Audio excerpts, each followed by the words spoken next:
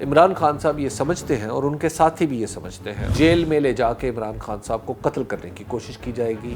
पाकिस्तान की तारीख ये बताती है कि जब जिन पार्टियों के साथ इस तरह का सलूक होता है वो हमेशा उभर के ज़्यादा ताकत के साथ सामने उभरती है। अब तो इमरान खान पे सिर्फ इस तरह के मुकदमात दर्ज होने वाले रह गए हैं जिसमें आप कहें कि अभी अगर लाइट चली जाए तो इमरान खान की वजह से लाइट चली गई, पानी नहीं आ रहा तो इमरान खान पे मुकदमा कर दो। जब उनके घर के बाहर ऑपरेशन हो रहा था तो 14 मार्च को भी वो गिरफ्तारी के लिए तैयार थे और 15 मार्च को तो वो इस हद तक तैयार थे कि वो अपनी बेगम साहिबा से जाके अलविदाई मुलाकात कर रहे थे। खुद पाकिस्तान मुस्लिम लीग नून के अंदर ऐसे लोग मौजूद हैं जिनका माजी मशकूक है और उनका माजी फिरकावारियत की वजह से मशकूक है, उनका माजी दहशतगर्द तंजीमों के साथ ताल्लुक रखने की वजह से मशकूक है।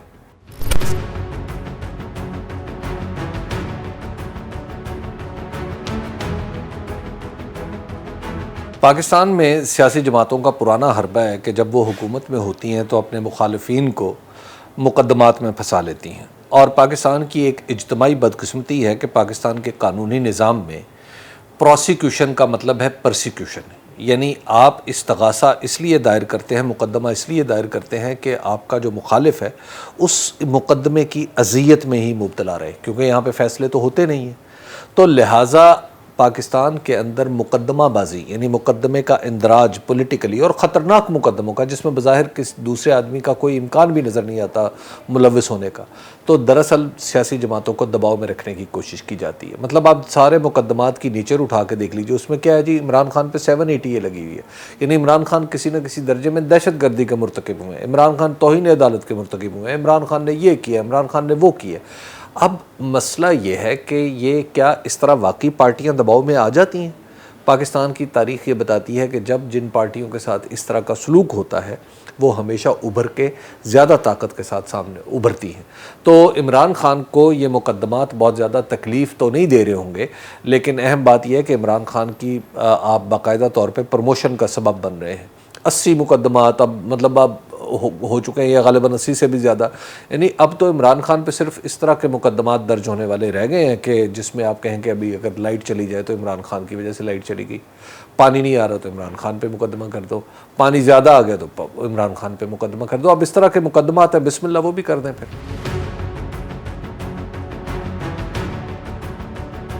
इमरान खान साहब इस वक्त हमारी हुकूमत का हदफ अव्वल है। पाकिस्तान का प्रॉब्लम यह है कि पाकिस्तान के इदारे मसलन पुलिस, मसलन महकमा माल, मसलन इस तरह के दीगर इदारे वो इतने कमज़ोर हो चुके हैं कि अगर कोई शख्स हुकूमत में बैठा है तो वो बाआसानी इन इदारों को अपने मुखालिफिन के ख़िलाफ़ इस्तेमाल कर सकता है और अपने हामियों को इनके शर से महफूज रख सकता है। यहाँ पर भी हम ये देख रहे हैं कि ये इसकी क्लासिकल शक्ल है, ये एक क्लासिकी मिसाल है।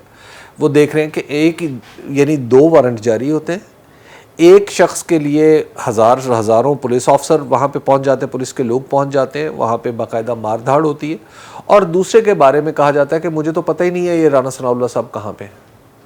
तो अब आप ये इसे सिस्टम का तजाद ना कहें, इसको हमारे सिस्टम की डिलेपिडेशन कहें, इसको हमारे सिस्टम का इंतहाई ज़वाल कहें कि यहाँ पर इवन हैंडेडनेस का तसव्वुर ही ख़त्म हो चुका है। यहाँ पे कानून के सामने मुसावात का तसव्वुर ही अपनी जगह छोड़ चुका है। हमारा सिस्टम सिर्फ़ और सिर्फ ताकतवरों के हाथ की छड़ी और जेब की, हाथ की घड़ी और जेब की छड़ी बन के रह गया हुआ है। माफ़ कीजिएगा, हाथ की छड़ी और जेब की घड़ी बन के रह गया हुआ है। अब सूरत हाल इस पर्टिकुलर जगह पे हमें सोचना चाहिए, हमें बतौर मुआशरा भी सोचना है, और सबसे ज़्यादा फ़राइज़ उन लोगों के हैं जो इस वक्त ऊंचे ऊंचे ओहदों पर बैठे, मिसाल के तौर पे चीफ़ सेक्रेटरी साहिबान, मिसाल के तौर पे IG साहिबान, मिसाल के तौर पे कमिश्नर साहिबान। इन सब को सोचना है कि ये क्या इसी तरह सियासी निज़ाम के सियासतदानों के मतलब उनकी एम्बिशंस को पूरा करने में सिर्फ एक टूल के तौर पे काम करेंगे या वाकई रियासती मुलाजिम के तौर पे काम करेंगे। और ख़ास तौर पर पंजाब में तो हम देख रहे हैं कि पंजाब में इलेक्शन का ऐलान हो चुका है, इलेक्शन शेड्यूल इस वक्त रूबा अमल है, और यहाँ पर हमारी जो निगरान हुकूमत है उसका हमें साफ नज़र आ रहा है कि अपने इक़दामात की बुनियाद पे कि ये तो शायद मुस्लिम लीग नून का चरबा है जो इस वक्त निगरान हुकूमत की शक्ल में हमारे सामने लोग मौजूद हैं। और हमारे जो पंजाब के आईजी साहब हैं इन्हें गौर करना है कि आईजी साहब एक तरफ तो कल प्रेस कॉन्फ्रेंस करके ये कह रहे थे कि जिसने वर्दी पहन रखी है वो पाकिस्तान की रियासत का वफादार है, पाकिस्तान के रियासती मफादात को आगे बढ़ाएगा। तो क्या इस तरह रियासती मफादात होते हैं कि आप हुकूमत के यानी वफाकी हुकूमत के सबसे बड़े मुखालिफ को, सबसे बड़े मुखालिफ सियासी जमात के सरबराह के घर पे इस तरह धावा बोल दें? क्या आपके अंदर नो कहने का हौसला ही नहीं रहा? क्या आप ये भी नहीं सोचते कि आप कितना बड़ा इम्तहान पास करके आए हैं, आपको रियासत ने आपके ऊपर इन्वेस्ट किया है और आप घटिया सी सियासत में मुलव्विस हो गए? ये हमारे अफसरों को सोचना है। अगर ये नहीं सोचेंगे तो इसका मतलब यह है कि फिर इस ब्यूरोक्रेसी पे जो थोड़ा सा रहा सा एतबार है वो भी खत्म हो जाएगा।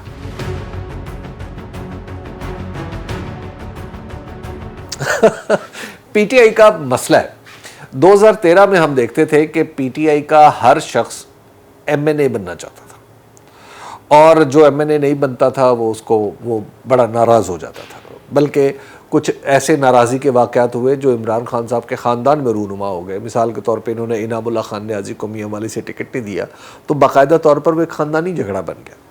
इसी तरह बहुत सारे लोग थे जिन्हें टिकट नहीं मिले तो वो आज़ाद खड़े हो गए। फिर उसके बाद जब 2018 का इलेक्शन आया तो उसमें भी हर शख्स ये चाहता था कि वो एमएनए बने और सूबे की हुकूमत का किसी को ख्याल नहीं था और बड़े लोगों ने सूबाई इलेक्शन लड़ाई नहीं सिवाय शाह महमूद कुरैशी और फवाद चौधरी के। इस तरह के लोगों ने इलेक्शन लड़े और वो भी वफाक की सियासत कुछ इस तरह थी कि वहाँ पे उन्हें अपनी सीटें छोड़ के वहाँ पे आना पड़ा, यानी वफाकी सियासत पे हिस्सा लेना पड़ा। तो अब सूरत हाल ये है कि पाकिस्तान तहरीक इंसाफ का हर शख्स जो है, जितने भी बड़े लोग हैं, वो पंजाब का या सूबे का इलेक्शन लड़ना चाहते हैं, हत्ता कि केपी में भी।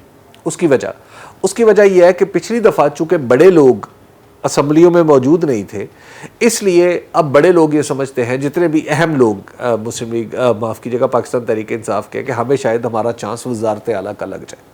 तो इसने एक रेस पैदा कर दी। अब मुझे पता चला है कि पाकिस्तान तहरीक इंसाफ के तकरीबन सभी एमएनएज़ ने सूबे में भी सूबाई सीटों के लिए भी अपने कागजात नामजदगी जमा करा दी हैं। अब फ़र्ज़ कीजिए कि ये सारे जीत जाते हैं, फ़र्ज़ कीजिए ये सारे जीत जाते हैं, तो ये बताएं कि फिर आगे जब कौमी असम्बली का इलेक्शन आएगा तो वो कौन लड़ेगा? यानी आप सूबाई असम्बली खाली करवाएंगे और फिर कौमी असम्बली लड़ाएंगे, कौमी असम्बली का इलेक्शन लड़वाएंगे और नतीजा क्या होगा कि सूबाई असम्बली में अपनी सीट खुद ही छोड़ देंगे, अपनी हुकूमत खुद ही गिरा लेंगे। ये सिचुएशन 2018 में भी हुई थी जब इमरान खान साहब 5 सीटों से जीत गए थे और अगर वो 5 सीटें मिला ली जाती तो पाकिस्तान तहरीक इंसाफ काफ़ी कंफर्ट में आ जाती। लेकिन उसका नतीजा क्या हुआ? नतीजा ये हुआ कि खुद उन्हें 4 सीटें छोड़ना पड़ी और उन 4 में से 2 सीटें तो डेफिनेटली, जहां मुझे याद है कि एक साद रफीक जीत गए और दूसरे पे अकरम खान दुरानी साहब के साहबजादे बन्नू वाली सीट से जीत गए। तो लिहाजा आपने अपने हाथ से 2 जीती हुई सीटें जो है वो किसी और को दे दी।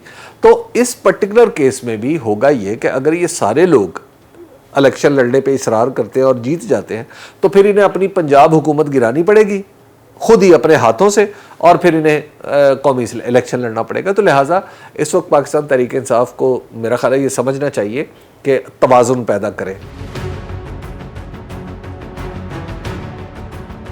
देखिए, पाकिस्तान का निज़ाम इस हद तक बिगड़ चुका है, जैसे अभी हमने पहले भी बात की, कि पाकिस्तान की आवाम पे लोगों का कोई भरोसा नहीं रहा। मैं कसूर में इलेक्शन सर्वे कर रहा था, इलेक्शन के हवाले से काम कर रहा था, तो वहाँ पे मुझे एक जो मोटरसाइकिल रिक्शा चलाने वाले ने मुझे एक बात कही। उसने कहा कि मैं फ़लाँ कसूर के ही किसी इलाके में गया और वहाँ पर मुझे बाकायदा तौर पे लूट लिया गया और मुझे गोली मारी डाकुओं ने। तो मैंने उससे पूछा कि तुम पुलिस के पास क्यों नहीं गए? तो उसने कहा मैं पुलिस के पास भी क्यों जाऊं? पुलिस के पास जाऊंगा तो मेरा अपना ख़र्चा होगा, मैं दिहाड़ीदार आदमी हूँ, मेरी अपनी दिहाड़ी ख़राब होगी और मुझे मिलेगा भी कुछ नहीं। तो लिहाजा मैं तो पुलिस को भी छोड़ के अपने काम में वापस लग गया। अब आप ज़रा तसव्वुर कीजिए, जब आपके इदारों पे आपके लोगों का एतमाद इस हद तक गिर जाए कि आप उनकी तरफ मसला सुलझाने के लिए भी ना जाना चाहें, तो इसका मतलब है आपको बहुत बड़ी तब्दीली की ज़रूरत है। अब पाकिस्तान मुस्लिम लीग नून इस निज़ाम का हिस्सा रही है, पाकिस्तान पीपल्स पार्टी इस निज़ाम का हिस्सा रही है। अब ये पार्टियां तो इस निज़ाम को दुरुस्त नहीं कर पाई, तो लिहाजा एक नेचुरल सा फिर फिनोमेना है कि कोई ऐसी जमात जो इस सिस्टम को तब्दील करने का, चाहे ग्रेजुअली, फौरी तौर पे तो नहीं होगा, ग्रेजुअली तब्दील करने का कहेगी, तो लोग उस पर भरोसा करेंगे। तो इमरान खान साहब की एक स्ट्रेंथ तो ये है। दूसरी बात यह है कि इमरान खान साहब को एक ख़ास अंदाज में इक़्तिदार से निकाला गया और उसमें गैर मुल्की हाथों का होना अब साबित शुदा बात है। तो लोग जो हैं वो अपने मुल्क के हवाले से बड़े सेंसिटिव होते हैं, अपनी जोग्राफियाई वहदत के हवाले से और अपनी खुद मुख्तारी, मुल्क की खुद मुख्तारी के हवाले से बड़े सेंसिटिव होते हैं। मेरा कई दफ़ा तजुर्बा है कि आप मुल्क से बाहर जाएं तो चाहे शहबाज शरीफ साहब को आप पसंद करें या ना करें, लेकिन पाकिस्तान से बाहर जब आप जाते हैं और वहाँ का कोई शख्स आपको आपके वज़ीर आज़म के बारे में कोई हल्की बात करता है, तो आप उसको कहते हैं कि ये हमारा मसला है, ये हमारा वज़ीर आज़म है। चाहे वो शहबाज शरीफ हो, चाहे वो नवाज शरीफ साहब हों, चाहे मोहतरमा बेनज़ीर भुट्टो थी, आसिफ अली जरदारी साहब थे, वो कोई भी, या इमरान खान साहब थे। तो जब इमरान खान को, इनकी हुकूमत को गिराया गया और उसमें हमें गैर मुल्की हाथ नज़र भी आता है, तो इसलिए लोग उनकी अपने मुल्क की खुद मुख्तारी के हवाले से भी सेंसिटिव हैं और वो समझते हैं कि इमरान खान को जब वापस इक़्तिदार में लाया जाएगा तो दरअसल वो अपनी खुद मुख्तारी की रिस्टोरेशन होगा, उसकी बहाली होगी। तो ये एक पॉलिटिकल साइंस में आप इसको, बयानिया जो होता है वो किसी एक लफ्ज़ या एक फ़िक्रे पे मबनी नहीं होता, उसकी तहें होती हैं। तो उसमें मैं आपको ज़रा खोल के बता रहा हूँ कि उसकी एक तह जो है वो ये भी है। तो इस वजह से लोग इमरान खान की हिफाजत के बारे में, जो उनके चाहने वाले हैं, वो ज़्यादा सेंसिटिव भी हैं।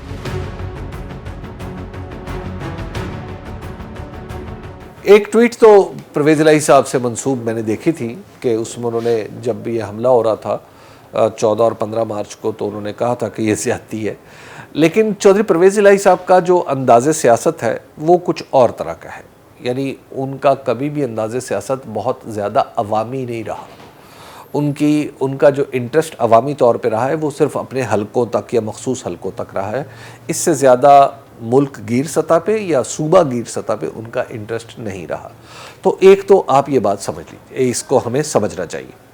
दूसरी बात यह है कि चौधरी परवेज़ इलाही साहब एक दरमियानी रास्ता इख्तियार करते हैं। ये जब मुस्लिम लीग नून में थे उस वक्त भी ऐसे ही करते थे। मुस्लिम लीग काफ बनी ही इसलिए थी कि दरमियानी से रास्ते की जमात थी और उन्होंने पहली दफ़ा एक अवामी पोजीशन ली है जब वो दूसरी दफ़ा पाकिस्तान तहरीक इंसाफ की मदद से पंजाब के वज़ीर आला बने और फिर उन्होंने असम्बली भी तोड़ी। तो ये उनकी ज़िंदगी का वाहिद बड़ा अवामी फ़ैसला था जो उन्होंने अपने एक हलीफ के कहने पे किया। तो एक तो उनसे ये तवक्को हमें नहीं करनी चाहिए कि वो दूसरे लोगों की तरह हमें जलसों की जुलूसों की क़यादत करते हुए नज़र आएंगे जिस तरह पाकिस्तान तहरीक इंसाफ कर रही है। दूसरी बात यह है कि इस पर्टिकुलर केस में, जब पिछले कुछ दिनों में मैंने इमरान खान साहब से जब मुलाकात हुई तो उनसे सवाल किया तो उन्होंने बताया कि उन्हें कोविड हो चुका है। तो अपने कोविड की वजह से वो कुछ गोशा नशीनी, ज़ाहिर है कोविड की वजह से गोशा नशीनी इख्तियार करना पड़ती है, तो इस वजह से भी वो बहुत ज़्यादा एक्टिव नज़र नहीं आए। मुझे तो ऐसा कुछ नज़र नहीं आया ज़मान पार्क पे। मैं उससे पहले भी गया और 14 और 15 मार्च को तो वहाँ पे इस तरह के लोग नहीं थे, बहुत कम, यानी कहने का मतलब पख्तूनख्वा से आने वाले लोग जो थे वो बहुत कम थे। और हाँ, अलबत्ता उसके बाद एक दिन बाद जो है वो वहाँ पे पख्तूनख्वा से भी लोग आए और पख्तूनख्वा के लोग वहाँ पे मौजूद हैं क्योंकि टिकटों का फ़ैसला जो है वो लाहौर पे हो रहा है। तो हर एमपीए का एस्पायरेंट है जो लड़ना चाहता है उसके साथ कुछ लोग वहाँ से आए हुए हैं। अच्छा, अब क्या उनमें ब्लैंकेट ये कहा जा सकता है कि क्या उनमें कोई ऐसे लोग हैं जो मशकूक माजी के हामिल हैं? तो मेरे ख़्याल में ये नहायत बड़ी ज़्यादती होगी। इस तरह का कहना जो है ये बहुत ही गलत है। क्या इस तरह हम किसी सूबे के अवाम को ये कह रहे हैं कि वहाँ पर से ताल्लुक़ रखने वाले लोग जो हैं खुदा न खास्ता वो कोई मशकूक माजी के हामिल लोग हैं, इस तरह नहीं है। ये पंजाब के लोगों के बारे में भी यही बात कही जा सकती है। ख़ुद पाकिस्तान मुस्लिम लीग नून के अंदर ऐसे लोग मौजूद हैं जिनका माजी मशकूक है और उनका माजी फ़िरका वारियत की वजह से मशकूक है, उनका माजी दहशतगर्द तंजीमों के साथ ताल्लुक़ रखने की वजह से मशकूक है। पीपल्स पार्टी के अंदर ऐसे लोग मौजूद हैं जो दहशतगर्दी के इल्ज़ामात जिनके ऊपर लगते रहे हैं और उनके बैरून मुल्क रवाबित के बारे में भी इंटेलिजेंस एजेंसियां बताती रही हैं। ख़ुद पाकिस्तान मुस्लिम लीग नून के अंदर एक साहब इस वक्त वफाकी वज़ीर हैं जिनके बारे में ये कहा जाता रहा है कि ये फ़िरका परस्त पार्टियों से बाकायदा तौर पर इनका ताल्लुक़ रहा है और ये मखसूस किस्म के दहशतगर्दों के सपोर्टर रहे हैं। तो क्या इन सारे इल्ज़ामात को सच मान लिया जाए? ये नहीं हो सकता। मेरा ख्याल है कि मोहतरमा मरीम नवाज़ का स्टेचर उन्हें ये बात कहने की इजाज़त नहीं देता कि वो किसी दहशतगर्द का ताल्लुक़ किसी सूबे से जोड़े। दहशतगर्द हर जगह से हो सकता है, हर सूबे से हो सकता है, हर शहर, हर करिए, हर कस्बे से हो सकता है। तो लिहाजा ये कहना कि किसी के जोग्राफियाई या नस्ली या लिसानी ताल्लुक़ की बुनियाद पर आप किसी को दहशतगर्द कहें, ये इंतहाई काबिल मज़म्मत है। मैं कोई भी ऐसी ऑडियो या कोई भी ऐसी वीडियो जो किसी शख्स के इल्म में लाए बगैर बनाई जाए, मैं उसको चोरी समझता हूँ। जिस तरह आप मेरी वीडियो बना रहे हैं, मेरी वीडियो बन रही है, मेरे इल्म में है ये बात और मैं इस वीडियो का हिस्सा हूँ, लिहाजा इस वीडियो में जो कुछ कहूँगा वो बिल्कुल एक इसीलिए है कि रिकॉर्ड पे आ जाए।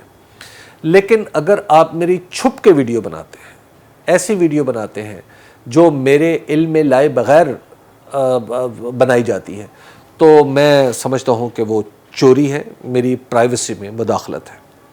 लिहाजा यास्मीन राशिद साहिबा की और सदर साहब की जो ऑडियोज़ हैं, इनको मैं इसी खाते में रखता हूँ। हत्ता कि साबिक चेयरमैन नैब जावेद इकबाल साहब जो थे, उस ज़माने में उनकी भी एक वीडियो आई थी, तो उस वक्त भी मैं यही समझता हूँ कि उस वक्त भी उनके साथ ये ज़्यादती हुई थी।